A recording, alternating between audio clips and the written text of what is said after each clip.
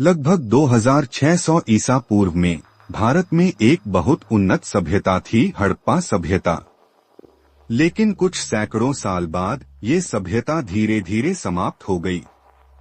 शहर खाली हो गए और लोग छोटे छोटे गांवों में रहने लगे। लेकिन फिर लगभग 600 ईसा पूर्व के आसपास उत्तर भारत में 16 बड़े राज्य बने। इन्हें महाजनपद कहा जाता था।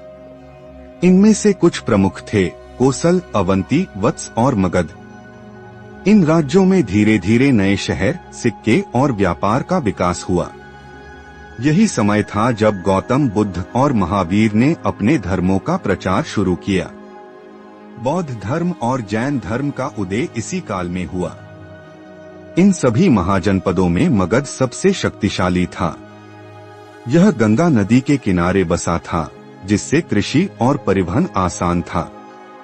साथ ही यहाँ लौह अयस्क की खानें भी थीं, जिससे मजबूत हथियार बनते थे। मगध के शासकों जैसे बिंबिसार और अजातशत्रु ने अपने पड़ोसी राज्यों पर विजय प्राप्त की। धीरे धीरे मगध उत्तर भारत का सबसे ताकतवर राज्य बन गया। इसी मगध के आधार पर 322 ईसा पूर्व में चंद्रगुप्त मौर्य ने भारत का पहला बड़ा साम्राज्य मौर्य साम्राज्य की स्थापना की। उनके मंत्री चाणक्य या कौटिल्य ने उनकी पूरी मदद की। चंद्रगुप्त के बाद उनके पोते अशोक राजा बने।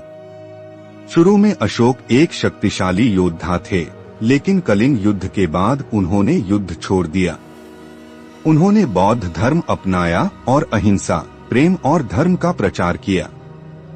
अशोक ने पूरे भारत में शिलालेख और स्तंभ लगवाए, जिन पर उनके निर्देश और संदेश लिखे थे। ये लेख आज भी हमें उस युग के बारे में बताते हैं। इस तरह हड़प्पा सभ्यता के बाद भारत ने एक नया रास्ता चुना, राज्यों से लेकर साम्राज्य तक की यात्रा।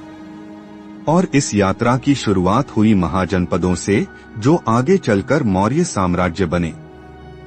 अगर आपको इतिहास की ऐसी रोचक कहानियां पसंद हैं, तो हमारे चैनल को जरूर लाइक करें, शेयर करें और सब्सक्राइब करके घंटी का बटन दबा दें, ताकि आपको ऐसी ही नई कहानियां मिलती रहें।